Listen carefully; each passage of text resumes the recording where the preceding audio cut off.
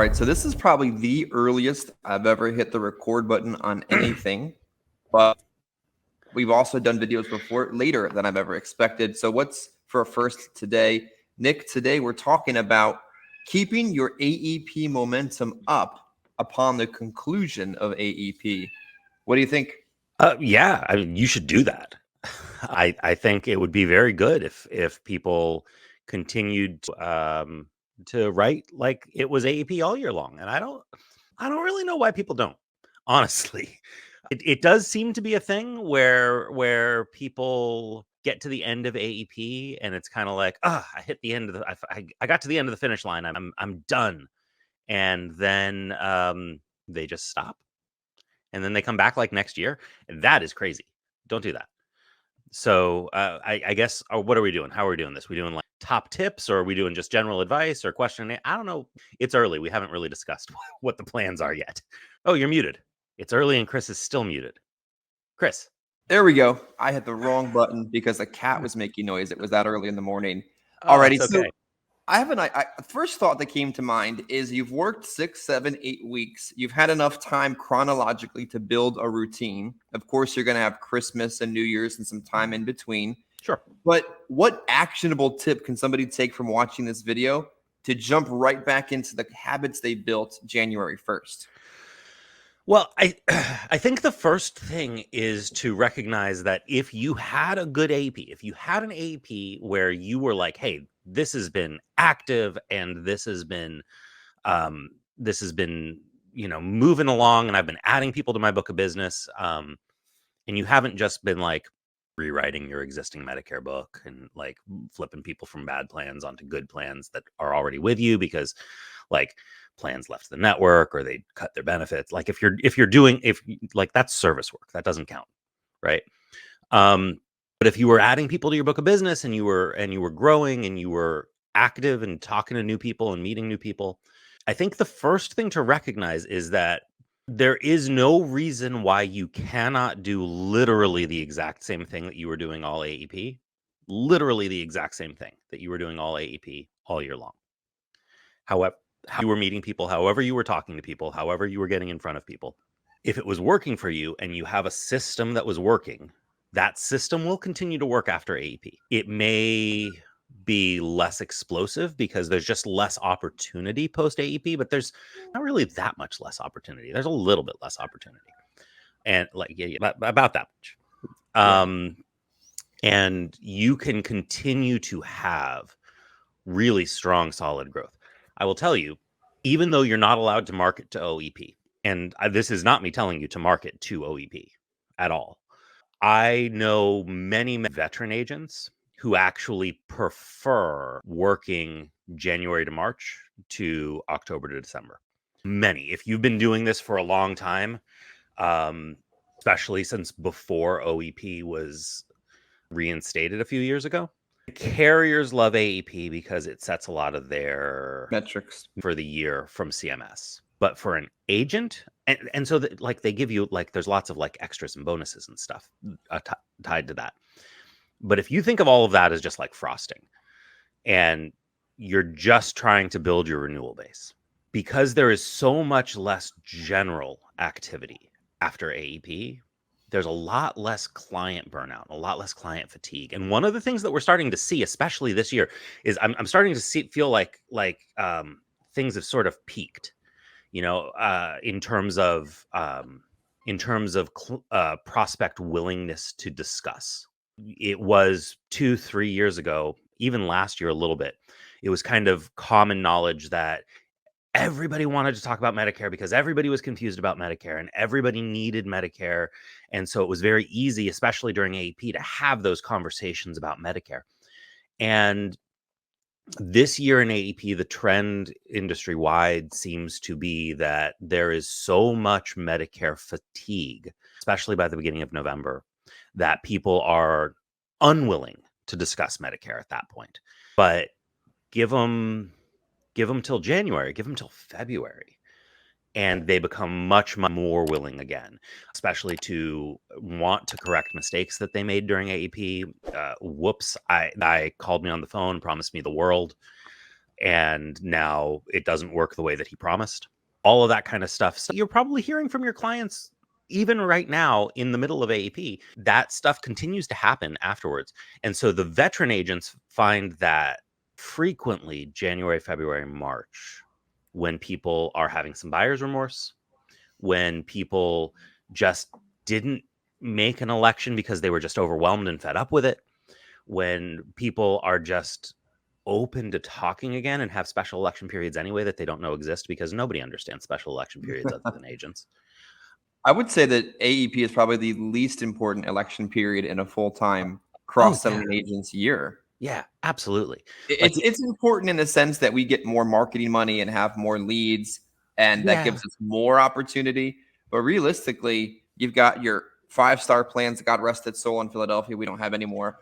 You've got the rained SEPs, the bridge collapse, all of them. You got all kinds of SPAPs and duels, and every day is an election period if you understand the power of SCPs. Yes. And you know what? We should probably at some point do a whole video just on the power of special election periods, because man, but yeah, so this is the reason, like the fatigue wears down, like the fatigue wears down. That's a terrible phrase. The fatigue lessens. You get a lot less of that, like, oh God, I don't want to talk to somebody about Medicare again type of a situation going on. Like by the middle of January, you can see a noticeable difference. If you had a routine for AEP that was working for you, keep doing that. There's nothing that you need to change. Zero. Absolutely nothing. If you were buying leads, keep doing it. If you were putting on seminars, keep putting them on. If you were calling your book of business of non-Medicare people, maybe you've got a large life insurance book of business, maybe you've got a large P&C book of business. I don't know who's watching this. If you have other people who are not on your Medicare book that you can call and say, hey, did you know I do Medicare also? And you were doing that during AEP and it was working, keep doing that. Have a schedule, have a set repeatable activity pattern, and just keep doing what was working. Now the question becomes, like, maybe you didn't have as good an AEP as you wanted, and you want to like take advantage of this lessened AEP fatigue. Well, then you need to start kind of deciding what you want to do. And there are things you can do, even though you cannot market to OEP. Like, you can start buying leads. Anybody who has watched anything that I have done since, when did we start doing videos together, Chris? Like 2017? Be afraid to even guess at this point. like the catchphrase almost is, please people, buy leads. Leads work. Go buy leads. If you work them, though. Leads work if you then call leads. Having your card charged and then leaving them in the inbox they came in doesn't automatically deposit money in your bank account. Yeah, a lead is just an invitation to have a conversation. It is not a guaranteed sale. You actually have to do a little work on your part.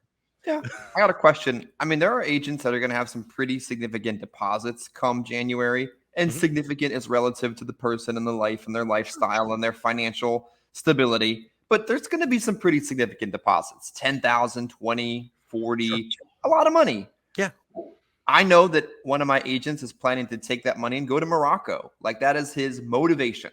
It's a great motivation that pushes you a little further on the days that you don't want to do it. Absolutely. I know personally, I'm looking to pay for a trip that I put on a card for the rewards miles and then clear it in January. I already know what I'm doing.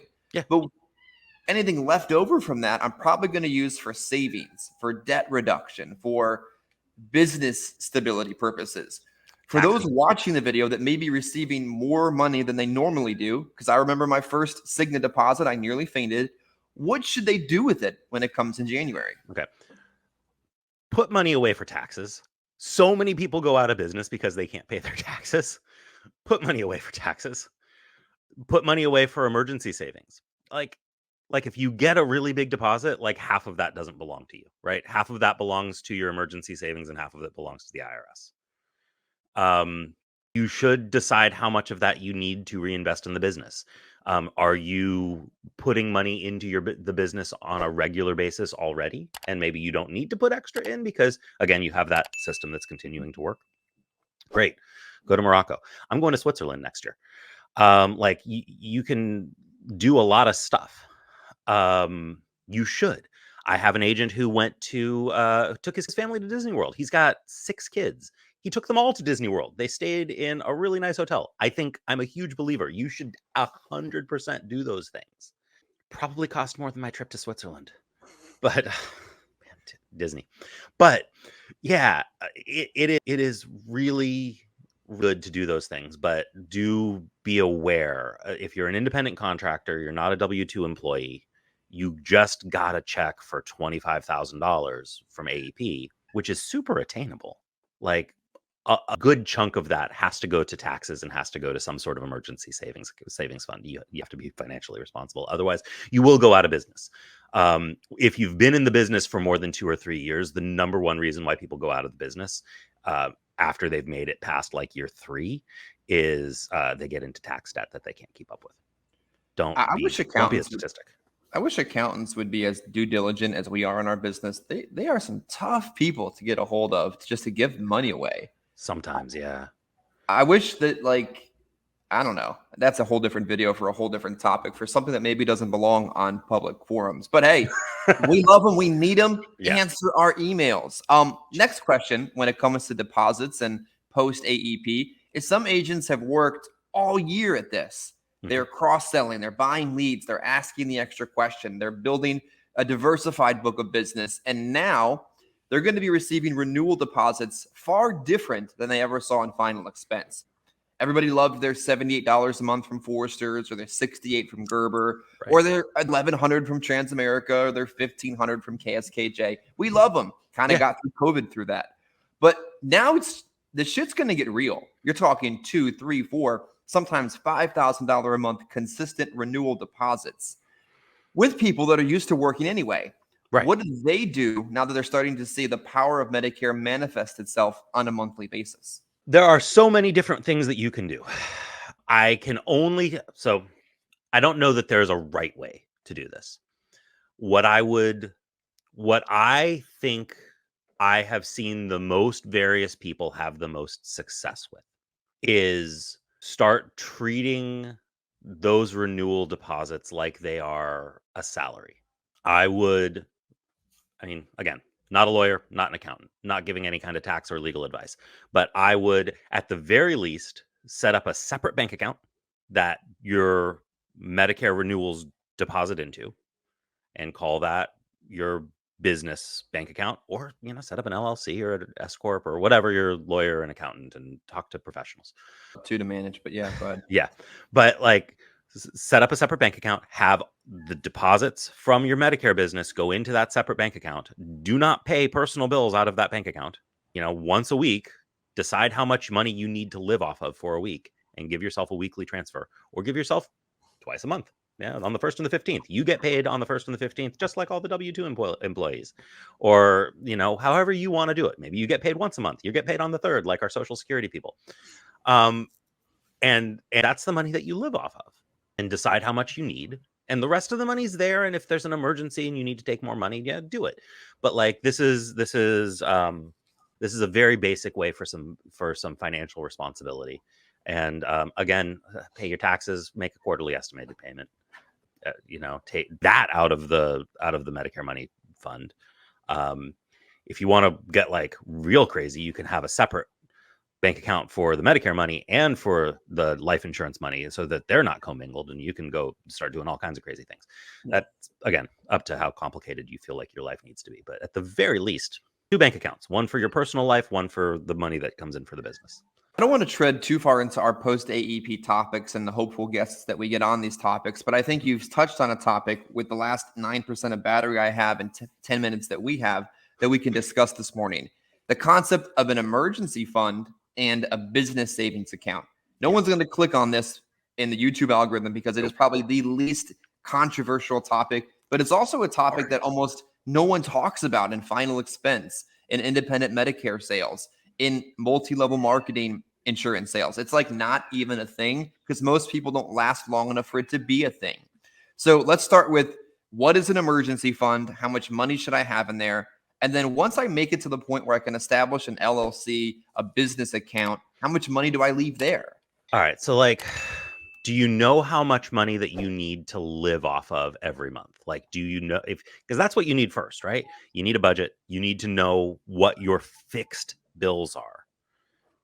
And then you need to know like what your non-fixed, but like probably going to spend them bills are. Like, how much do you spend on food? How much is your electric bill? What's your mortgage or your rent? All that stuff. You got to add that up. Got to figure out what your base like. Pause. This is, yeah. How many final expense and or independent Medicare agents actually know what their family budget is? Take a gander. What do you think? Not What many, percent? I would imagine. Maybe 20. That's awful. Like if you're watching this video Yeah. right now and you do not have even an attempt at a Yeah. family budget, turn off the video, go to Edward Jones, download a budget spreadsheet and freaking fill it out. Yeah. Like, talk to your upline. If your upline is actually making more money than you, they should know a little bit about money management. Have them help you with money management. Like there's nothing wrong with that. Like no. I say to my agents, if you're having a money problem, let's have a money conversation.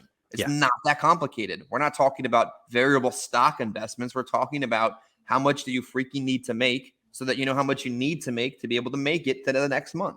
Yeah, I mean, and it's not a sexy conversation. Like nobody really wants to, but like it's very necessary. Everything is predicated off of you knowing how much money you need every single month to live off of. And like you don't know that number, you can't do anything else. You're outright fooling yourself at that point. Like you could be making so much money and not even know it, or you could figure out how much you need to make and take the stress out of the game altogether because you know you need to make $10,200, add in a set of leads, throw in persistency issues, and there's your number. Right. Emergency fund is how much money you need to make for how many months set aside. I would say 6. Like I think 6 months is a decent amount.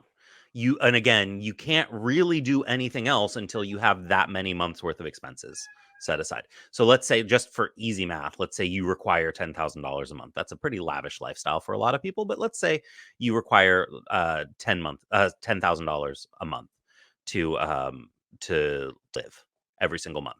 And if you don't make $10,000, you become homeless. All right, great. So you need a minimum of $60,000 sitting in a bank account somewhere. We live in a high interest environment. All of a sudden, go start making 5.1% on that money. Stick it in a bank. There's lots of savings accounts that are offering 5.1% right now, and then it's fully liquid. Not the type of money that you want like in the stock market. This is not the money you want in a CD or an annuity that you can't get to easily. This is money that you want like sitting in a liquid savings account that you can get to tomorrow. It's an emergency fund. And then start setting money aside for taxes. You should probably be setting aside a minimum of 1/4 of every dollar that you make aside for taxes. If you are making a good amount of money, maybe 30 cents for every dollar that you make. Could we also simplify it and say don't spend everything that you make? Well, yeah. Well, yes.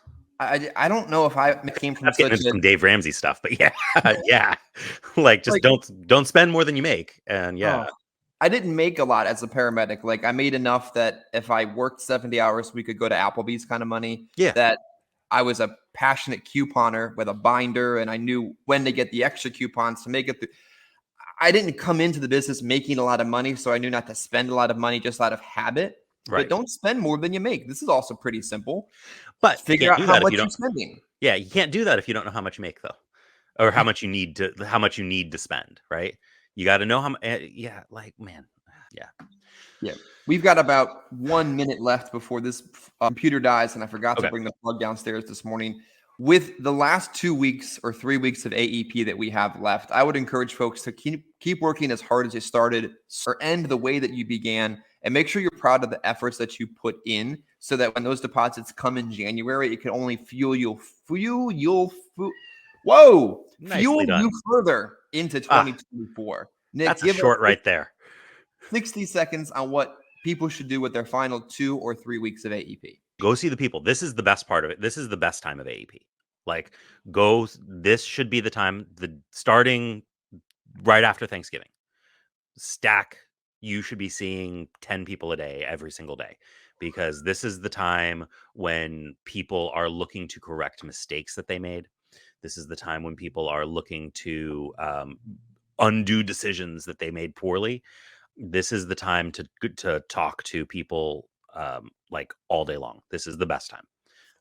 This is the procrastinator's time. This is when people need to start making some snap decisions.